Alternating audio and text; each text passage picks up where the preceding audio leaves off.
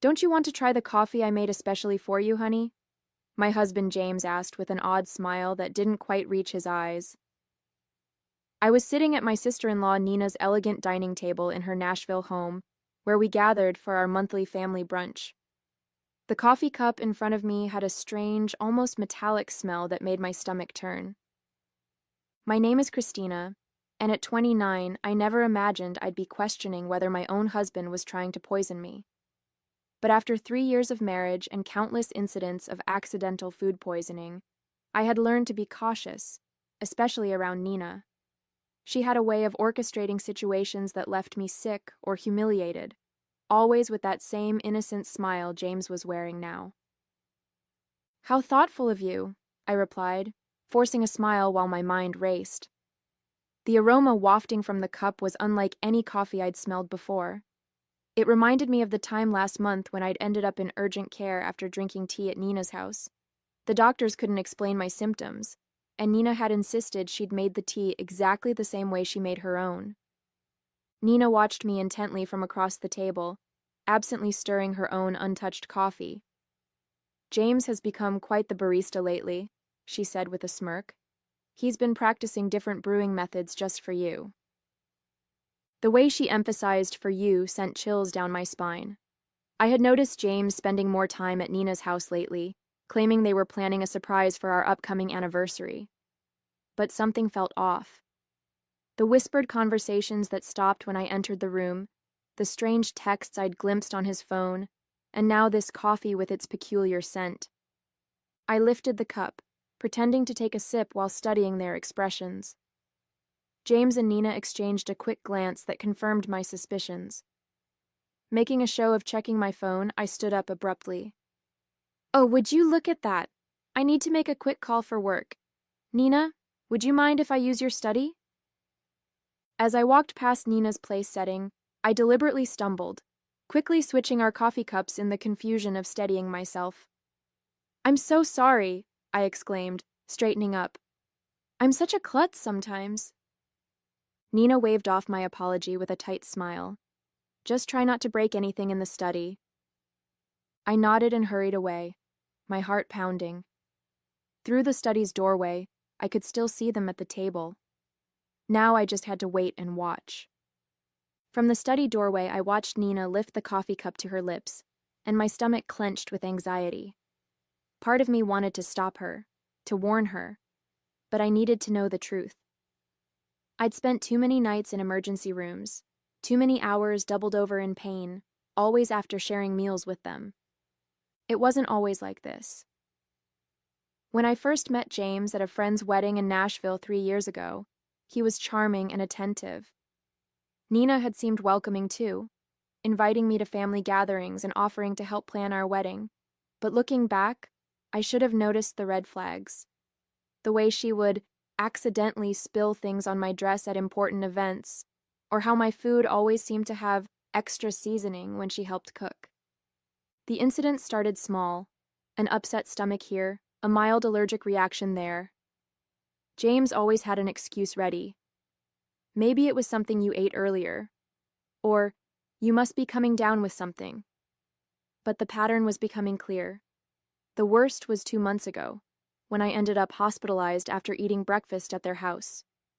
The doctors found traces of something in my system they couldn't identify, but James convinced everyone I must have taken some expired medication. I gripped the doorframe, watching as Nina took another sip of the coffee. James was typing on his phone, seemingly unconcerned. My own untouched cup sat cold on the table where I'd left it. The metallic smell still lingered in my nose, making me shudder. A slight tremor in Nina's hand caught my attention. She set down the cup, her face suddenly pale. "James," she said, her voice shaking, "something's wrong." James looked up, his expression changing from confusion to horror as he realized which cup she was drinking from. He jumped up, knocking over his chair. "Nina, what's happening?" Nina's hands were trembling violently now. I feel..." She tried to stand but stumbled, grabbing the edge of the table for support. "James, what did you put in that coffee?" I stepped out of the study, my phone already recording. James was beside Nina now, his face ashen. "That wasn't supposed to be your cup," he whispered, but in the silence of the dining room, his words carried clearly. Nina's eyes widened with realization and fear. "Call an ambulance," she gasped, sliding to the floor. "Please, I can't." I dialed 911 immediately, my hands steady despite the chaos unfolding before me. Nina was on the floor now, her body racked with violent tremors. James knelt beside her, panic written across his face as he realized their plan had backfired spectacularly. "Emergency services? Yes, we need an ambulance at 1542 Maple Grove Drive," I said clearly, keeping my phone recording with my other hand. "My sister-in-law appears to be having a severe reaction to something in her coffee. She's conscious, but experiencing tremors." As I spoke to the dispatcher, Nina's eyes locked onto mine. The usual cold calculation in her gaze was replaced by raw fear. "Christina," she gasped, "you switched. You knew?" "Ma'am, the ambulance is on its way," the dispatcher assured me. "Please stay on the line." James was growing more frantic by the second. "Nina, what's happening? That wasn't supposed to... it wasn't meant for..." "Shut up, James," Nina snapped through gritted teeth, her anger momentarily overcoming her distress. "This is all your fault. You said it would just make her sick enough to miss the board meeting next week. You promised it wouldn't be traced." My blood ran cold. The board meeting, where I was scheduled to present my proposal for a major client account, the same account Nina had been trying to land for months at our competing firms. Everything started clicking into place. "The tea last month," I said, my voice surprisingly steady. "And the breakfast incident 2 months ago. Those weren't accidents, were they?" Nina's face contorted with another wave of pain. "The tea, that was supposed to keep you home during the Johnson contract presentation. But you went anyway." She clutched her stomach, doubling over. "James said, he said we just needed to discredit you, make clients think you were unreliable." The sound of sirens filled the air outside. James stood up, backing away from both of us. "Nina, stop talking. You don't know what you're saying." "I know exactly what I'm saying," Nina spat, her words slurring slightly. "We've been planning this for months, ever since Christina started outperforming me at every client meeting. You were supposed to make sure she drank it today." The paramedics burst through the front door, and I quickly stepped aside to let them work. As they loaded Nina onto a stretcher, I stopped recording and sent the video to my private email, then to my lawyer. James stood frozen, watching as his carefully constructed plan crumbled around him. "I'll ride with her to the hospital," I told the paramedics, my voice firm. "After all, I need to make sure my sister-in-law gets the proper treatment." I met James's terrified gaze. "And I'm sure the doctors will be very interested in knowing exactly what was in that coffee." The emergency room at Nashville General Hospital was a flurry of activity as doctors rushed to treat Nina. I sat in the waiting room, my phone clutched in my hand, replaying the recording of Nina's confession. The tremors in her voice, the panic in her eyes, it was all the evidence I needed to prove this wasn't just paranoia on my part. "Family of Nina Anderson?" a nurse called out. I stood up, noting James's conspicuous absence. He'd mumbled something about parking the car 20 minutes ago and hadn't returned. "I'm her sister-in-law," I said, following the nurse through the double doors. "How is she?" "She's stabilized, but we found concerning levels of toxins in her system." The nurse's expression was grave. "The doctor would like to speak with you about some unusual findings in her blood work." Dr. Phillips, a tall woman with graying hair and sharp eyes, was waiting by Nina's room. "Mrs. Bennett, could you tell me exactly what happened before your sister-in-law became ill?" I took a deep breath, pulling out my phone. "I think you should listen to this first." I played the recording from brunch, watching the doctor's expression change from professional concern to alarm. "This is very serious," she said, making notes on her tablet. "The substance we found isn't something that accidentally ends up in coffee. We're looking at deliberate contamination. Just then, James appeared at the end of the hallway, his face pale and sweaty. He'd clearly overheard the doctor's words. "Christina," he started, taking a step toward me. "Let me explain." "Stay back," Dr. Phillips warned, pressing the nurse's call button. "Security to room 412, please." James raised his hands in surrender. "This is all a misunderstanding." Nina was confused. She didn't know what she was saying. "Really?" I pulled up the texts I'd discovered on his phone last week, the ones I'd secretly forwarded to myself. "So these messages between you and Nina about making sure she's out of commission before the Henderson presentation were just friendly conversation." His face drained of color. "You went through my phone?" "After I found the strange pills in your desk drawer? Yes, I did." I turned to Dr. Phillips. "Doctor, I've been hospitalized 3 times in the past 6 months with unexplained symptoms. I'd like to know if they match what you found in Nina's system today." The doctor's eyes narrowed. "We'll need to run some tests to compare.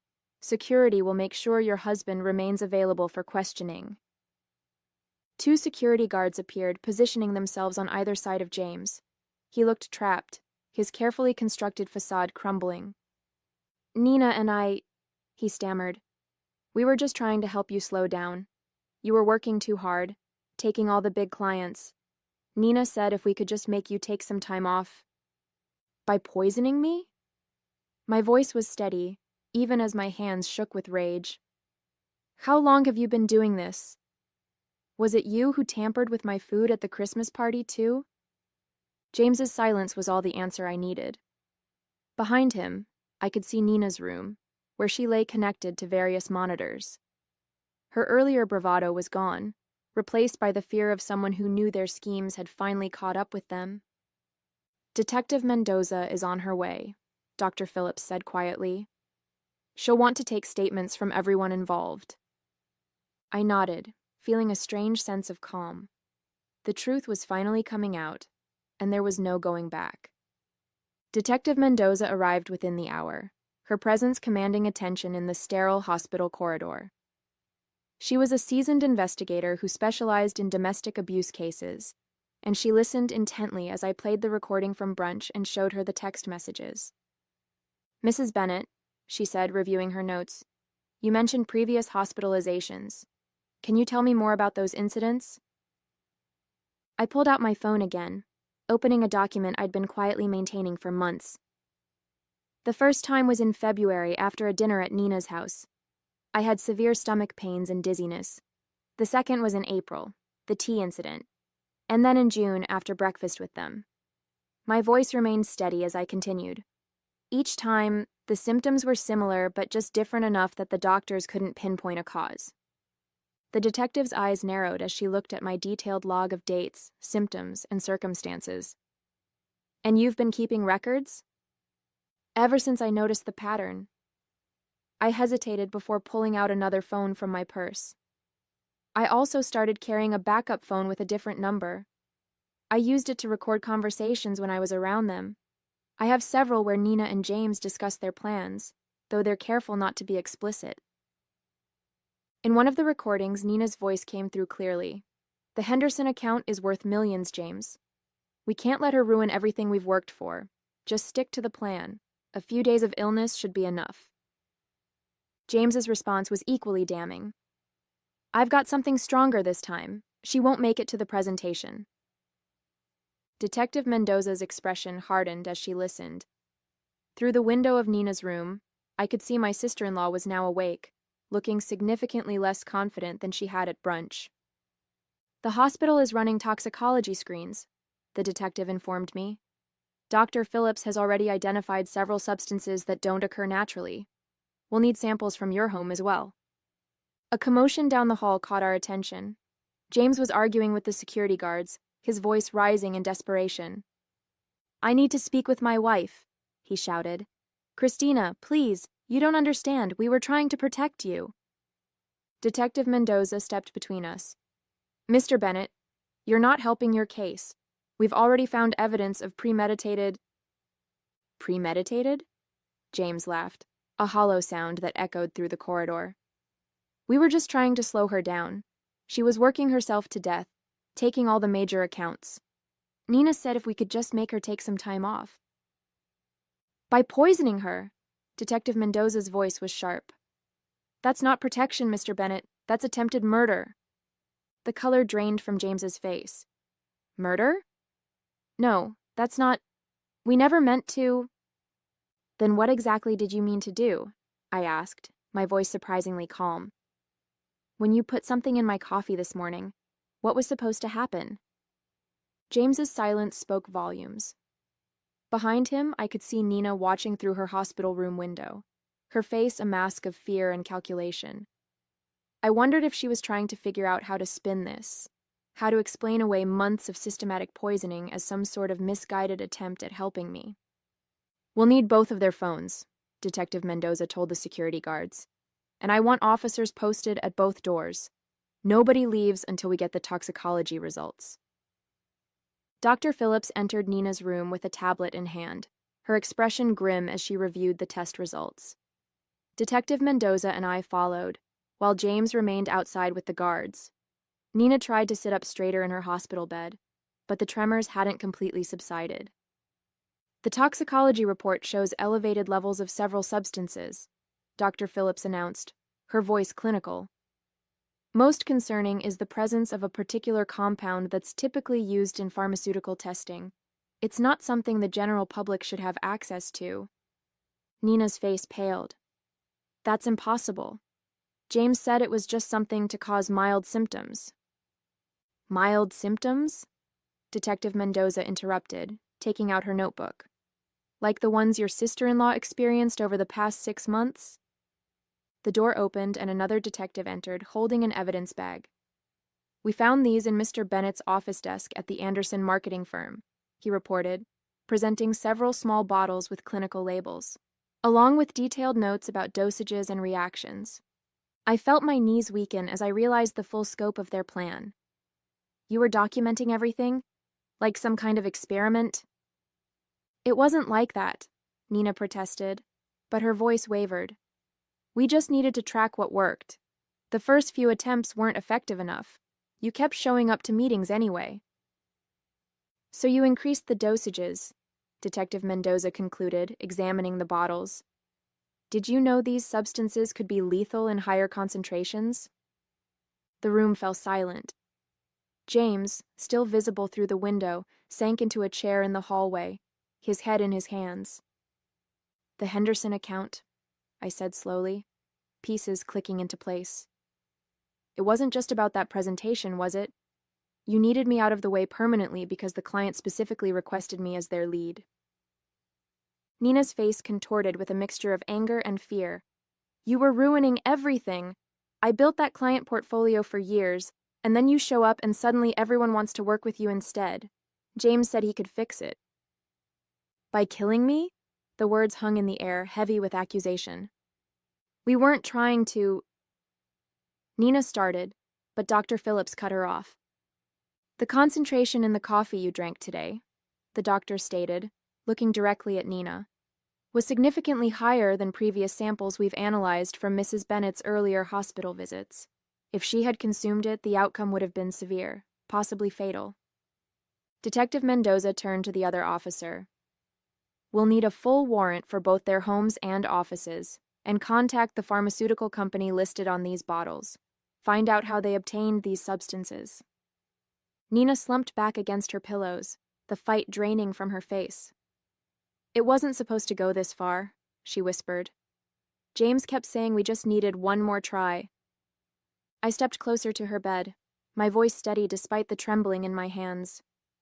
Every time I got sick, every meeting I missed, every client I lost, you were both there, watching, taking notes on how your poison was affecting me. What kind of people does that make you? The silence that followed was deafening. Outside, I could hear James being read his rights as additional officers arrived. Nina stared at her hands, unable to meet my gaze.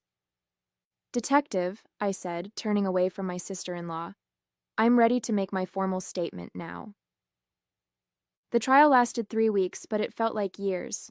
I sat in the courtroom each day, watching as the prosecution methodically laid out their case against James and Nina.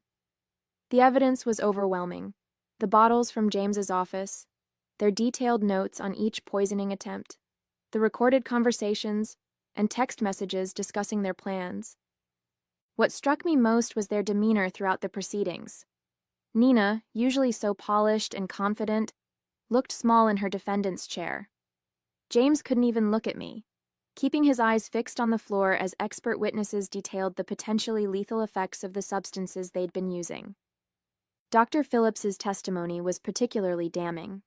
She presented a comprehensive analysis, showing how they had gradually increased the dosages over time, demonstrating clear intent to cause serious harm. The pharmaceutical company representative confirmed that James had stolen the compounds through his college friend who worked in their research department. The defendants showed a calculated pattern of behavior, the prosecutor argued in her closing statement. This wasn't just corporate sabotage, it was a systematic attempt to harm Mrs. Bennett, with a clear escalation that could have resulted in death. When the verdict was finally read, I felt no joy, only relief. Both James and Nina were found guilty on multiple counts, including attempted murder and conspiracy. The judge's words echoed through the silent courtroom. The premeditated nature of these actions carried out against a family member over an extended period demands the maximum sentence.